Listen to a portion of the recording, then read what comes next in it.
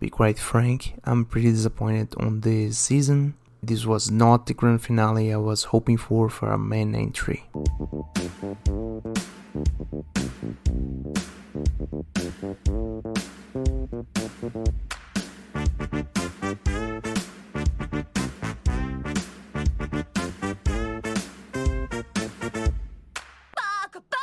Hello everyone, welcome to the Weeb initiative. I'm your host, the Weeb. This is the show where every other week I'll be talking about anime, manga, and everything in between. This week I'll be finishing up something that I left off last year and actually do a review on the last season of Love Live Superstar. So before I start, some disclaimers. Spoiler alert, I'll be talking about everything that happens in this season, although nothing really important or really twisty, surprising, or anything like that really happens. So I don't know if a spoiler warning is actually warranted. But anyways, so let's get started. Before I start, first the stats. So same studio as last time, Sunrise, the same guys who actually do the whole of the Love Live franchise outside of Nijigasaki, but let's try to hold on to about talking about Nijigasaki for this episode at the very least a bit. So this anime has 12 episodes. It started on October 2024 and ended on December 2024. It is the last season of Love Live Superstar, the latest main entry of Love Live.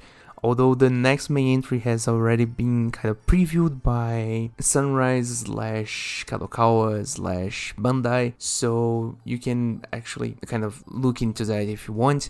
The preview itself, it's just an image. It gives the feel that it may be a bit more of a serious kind of anime, though I will reserve judgment when I actually see it. That being said, let's start with the story. So after the last season, basically, we had that fake out about Kanon actually going to study abroad, and then Margaret shows up and says that she's joining Yuigaoka and actually has to be part of Liera, more or less. She has to learn singing from Kanon to actually be accepted in the Vienna music school that both of them want to actually enter in. And that's basically the ending of the second season, and so the start of the third season is Kanon basically unpacking after having that fake out, and now Margaret has joined the school and is looking for her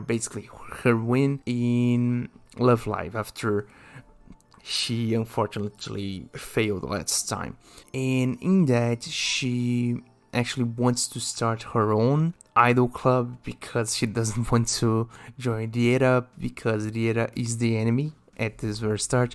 And the first episode basically dives into that, the fact that Margaret is someone that kind of wants to recruit to Liera because she thinks that she would be an actual good addition to everything. And then after a whole lot of squabbling, Kanon chooses to actually join up with Margaret and actually go against Liera more or less in a 2v8 now. So basically Liera, if you guys don't remember, Liera is the main group, the main idol group from the school, which is comprised of Kanon, Kuku, Chisato, Sumire, Ren, Kinako, Mei, Shiki, and Natsumi at this point at the very least. And for the most part, so we have these. At the beginning of the season, we have this rift between the two groups, and also adding to that, we have the introduction of a new character that at this point we didn't actually have. That is the younger sister of Natsumi, Tomari. Tomari is really different from Natsumi in that sense. She's really pragmatic for the most part, and in many ways she's at this early start the antagonist for the most part, because she is more rigid on her beliefs and everything else, and also the fact that she's against school idols, so the whole stick kind of comes bundled together. But easy to say that she is represented more or less as the antagonist at this point, though we later on discover why she's the way she is, and she's also, as Natsumi, focused on money, but she has a kind of a different reason for it somewhat, and this is a point that they develop more towards the mid part of this series, and so on and so forth. That's the first episode, and it sets up more or less the whole stuff that happens. So we have a few episodes in Canon forming this new group with Margaret and Tomari, and while Riera basically stagnates a bit with Canon and Chisato kind of wanting to actually have a more leading role, more or less, though they never actually, Canon and Chisato never actually get to be like enemies. They don't show hostility because they know that at the end of the day everybody's friends and there's no need for any idiotic kind of competition around it. And for the most part that it happens in somewhat smooth way. There's always the point that Margaret is against Canon interacting with Riera, and also Tomari doesn't actually liking Natsumi, being kind of afraid of Tomari judging her, and so on and so forth. And later on we get to actually know the first main arc for this season is Natsumi and Tomari's relationship for the most part, and it is actually shown more or less the same flashback that the second season had, which shows how Natsumi had all these dreams, all these aspirations, and every one of them was kind of crushed, even though some of them don't invite so much of emotional connection because it feels like she just tried once and failed. But at the same time, the flashbacks at this point, at least, it really, and this is a personal thing, I'm really weak when it comes to this kind of stuff, and more especially when talking about anime in general, and I cry a lot. And this Natsumi part, I cried a whole lot because it feels really sad, it feels really emotional, and I know that I shouldn't cry for something like that because it's not really that impactful or something, but at the very least, this part was emotional enough to get me, which at the time when I watched this with the guys in the Discord, it kind of felt like, yeah, this season has some legs, we may have some nice stuff to work here. Later on, I find out that actually it didn't really have so much as I initially thought, but either way. So we have this first main arc where every one of the girls kind of has this problem with the, let's say, separation of the group. And then later on we have somewhat of a mini arc on Shiki being the center, which was kind of cute. I don't feel like it was really something that needed to be done. In a way, I think Shiki and Mei were the most developed of the second years behind Kinako, and for the most part I don't know if they needed to actually include that in this third season, because I think the third season had so much more things to actually develop. Though it is cute, it's a fun, kind of really nice, really, let's say, heartwarming. They go back to some tropes either way, but it is nice to see, and it ends up with heartwarming ending. It's pretty fair, but then, and now I have to address the somewhat, let's say, cryptic title that I give this episode, but this is the part where I need to actually say that all the songs in this season were pretty mid. I didn't actually like any of them very much. There were none that actually jumped at me. It wasn't no Vitamin Summer, no Non-Fiction, and for that one reason, I think that, and this last part kind of gets me, is that at some point it feels like they didn't actually invest very much in this anime overall, because they wanted to actually go to the next project.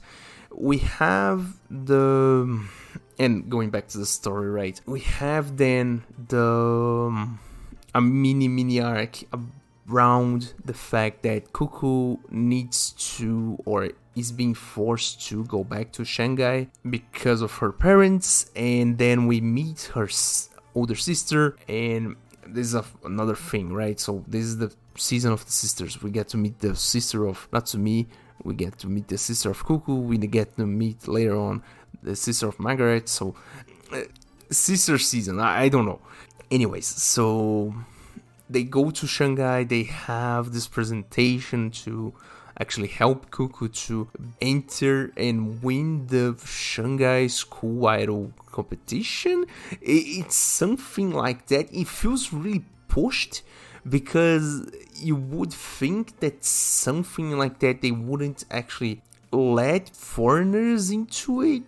I think it feels like it. I mean, I don't know, but it feels really out of nowhere, and it is just like they had a checklist on plot points they needed to address, and for one, I think that Cuckoo's plot point was one that they didn't actually address for the longest time, and now would be safe, more or less, time to do it. But at the same time, it kind of feels a bit weird that they did it in such a rushed way. And not only that, then after all that, then we have the announcement of the actual Love Live for that year, and in that they come into a head that only one idol group per school can compete, and so we enter this kind of rift where we have two groups, the Canon, Margaret, and Tomari group, and then the Era with 8 members. And for the most part, it comes to a head in a way that they actually get all the students in the school to actually vote on which of the groups they wanted, and then all the students come together to actually say that they don't want to let it be a vote. And so the girls, mostly Kano and Chisato, come to the decision that they need to actually compete to do it. They sing the same song, but it is kind of divided. I would say that the song is pretty okay. The way that they present it, it's pretty okay. But at the same time, it doesn't really matter at the end, because we all know how this is going to end. Basically, the stakes are non-existent. And at this point, the anime wholeheartedly just lost its luster for me, because at this point it was everything was just so set on stone. Everything that would happen, I thought that would happen, did happen, and for that reason I just lost interest for being real. Everything was pretty mid. The whole story was so predictable. They didn't even try to actually do an actual conflict. They didn't actually try to do anything else. And in a way, I think that at this point they really thought like, we have some really like small plot points. So we have a part where Natsumi and Tomari basically make up their differences and come together as sisters. And then we have this really, I would say, really kind of cute mini arc where Kinako and Ren kind of bond together, and basically Ren passes on the student council to Kinako, which is kind of cute and kind of wholesome, but at the same time nothing really felt like anything. And in a let's say worse kind of way, they tried to actually do an arc where let's say after Tomari and Margaret officially joined Riera, they tried to do a mini arc where Margaret kind of warms up to the rest of the group, because at the start she's really kind of a solo. And for the most part, it is kind of nice to see them actually do everything and so on and so forth. But at the same time, it did feel like it was kind of really, really rushed. The convincing of her kind of warming up to the rest of the girls didn't actually feel natural. It felt really like 180 out of nowhere, because for the most part they just show the failures that they had and not really like the successes. And for the most part, it did feel a bit lost in the wind. That plot point, they kind of just resolved it because they needed to and didn't actually like do anything really to it. And in a way, it adds up to the fact that I think that at this last part of the season, they really wanted to actually try and give the girls some kind of closure. So each, at the very least, each of the third years,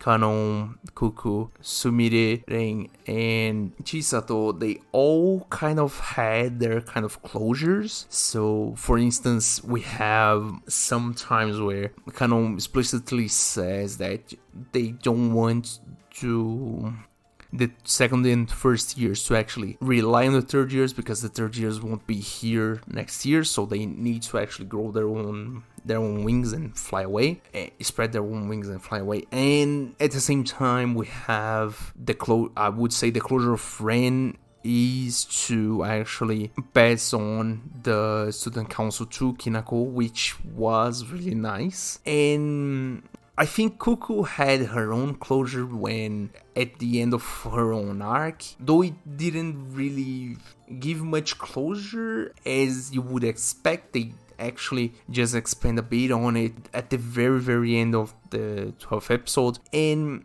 why do I say that? Why do I say so much about closure, about giving closure to the girls?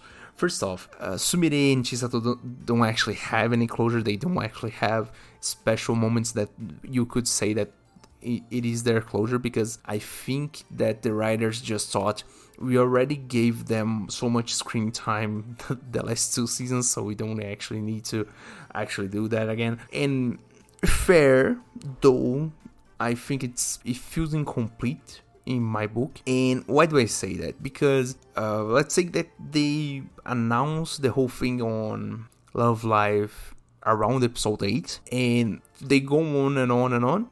And on episode 11, they win Love Live back to back. Basically, they won last year, and now they win again. And just to say, the song was not great, okay? At the very least for me, I don't know, I don't think the song was bad, but it was pretty mid. Didn't have any mojo, any jazz, any nothing to warrant the award, but that's my opinion on it. I don't know. It is a plot. It is what the plot dictates, is that they win. They couldn't lose on the last season. That just doesn't happen, and for that one reason, they win on the 11th episode, and basically the 12th episode is just them giving closure to things that they didn't give to. So it is them graduating and then actually passing on the student council to Kinako. Everyone talking about everything. Margaret actually coming to a head and choosing to not go back to Vienna as she originally wanted, and wanting to continue being part of Riera after warming up to them. And it's a really sappy whole, oh my god, it's melodramatic as hell. This last episode, it was, if I'm being honest, in my opinion, it was unnecessary, given that I really thought they would have a better, let's say, a better finale. I didn't think that they would like waste one whole episode just to actually close up so many small, not even plot points, but just to, it feels like they are jerking themselves off. That's the thing. It feels like they are just jerking themselves off and just like, yeah, we are not going to be here next year and so on and so forth. Like, guys, hold on. They were not going to die. They are just graduating. The whole thing will continue. Riera will continue. It is not as the original Love Live. It is not like Muse. Muse dissolved and became something else because 3 of the girls weren't around anymore. Riera was going to continue. Either way, hold on. And basically, that's the whole thing, right? So, we have Margaret still living in Kanon's house, and there's a detail that doesn't actually get explored whatsoever. But Margaret goes on to live on Kanon's house. We come to understand it as until she graduates, and Kanon goes to Vienna. Chisato becomes a professional dancer. Ren goes to college, and Sumire and Kuku embark on a showbiz agency. So I don't know if they become idols or something akin to that, but it feels something like it. And for the most part, that's the whole story. The whole thing just happens really quick. I want to give a special treatment to the last episode, because the last episode was especially bad in my opinion, because it was so much of a cry fest for no reason. And there were so many over the top scenes for so many like symbolic things that didn't actually need to be there. There's one part where Tomari out of nowhere just asks Kanon for her ribbon, because apparently she looked up to her from the very start and didn't actually talk about it. It comes out of nowhere, which was really like, what the fuck? And I joined this to the fact that they do a whole kind of scene where the girls jump out of the school gates after they graduate, and I was like, hold on, bro, they're going just to graduate, hold the phone.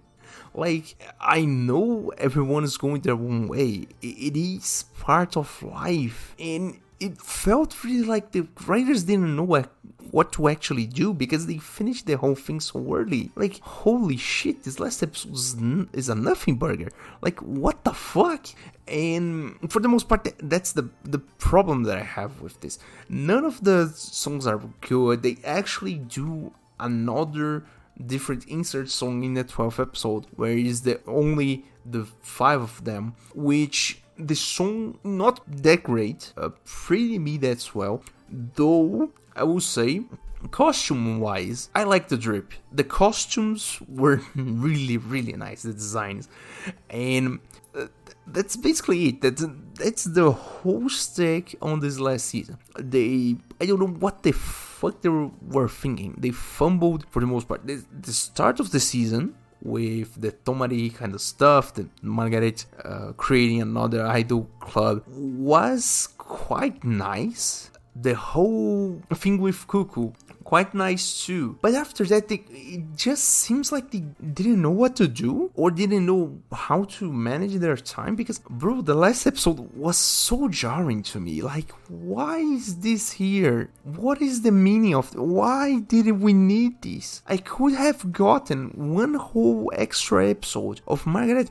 warming up to the girls. They actually going into these slice of life activities just to get some of the friendship or anything else, and still they didn't do anything of that. The last episode, and this is the thing that really grinds my gears, the last episode ends in such a sappy note. It really is just so like, oh my god, man, we could just end in a happy note, like, yes, everything's over, we cry together, and that's over. That's the thing. But no, they actually dragged it out just to get this over emotional kind of ending. I was like, holy shit, what are you doing? And for the most part, that's why I'm so disappointed. I really thought they were going to actually do a grand finale for this thing. The first Love Live to actually have 3 seasons. They released the mainline ones to actually have 3 seasons. I just thought, yeah, they're going to actually bring up something new, some new antagonist, something that actually changes how everything works. But no, they didn't. And basically, it's normal Love Life, and they fumbled it. They really destroyed my expectations. I really thought that this season was pretty good. I really liked the first 2 seasons of Superstar, although songs, I think the songs were pretty nice, all things considered. So in that way, I really like it. Though they bring up a lot of the old Love Live tropes, though the first 2 seasons were okay. The 3rd season I expected a bit more, didn't get it. disappointed. And for the most part, I think that they didn't actually get to manage the 11 girls very well. I am especially, for the most part at the very least, I'm especially like disappointed with the fact that they didn't use actually Sumire for the most part, and especially in the Cuckoo arc, Sumire wasn't the one to actually solve it all.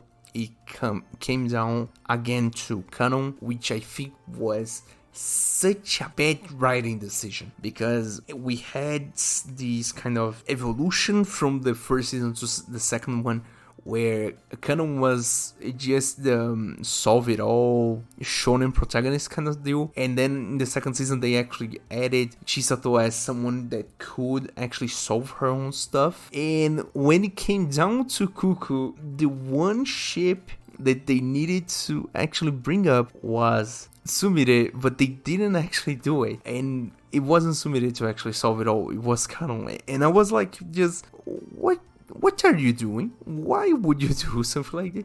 I know you mean, let's go again.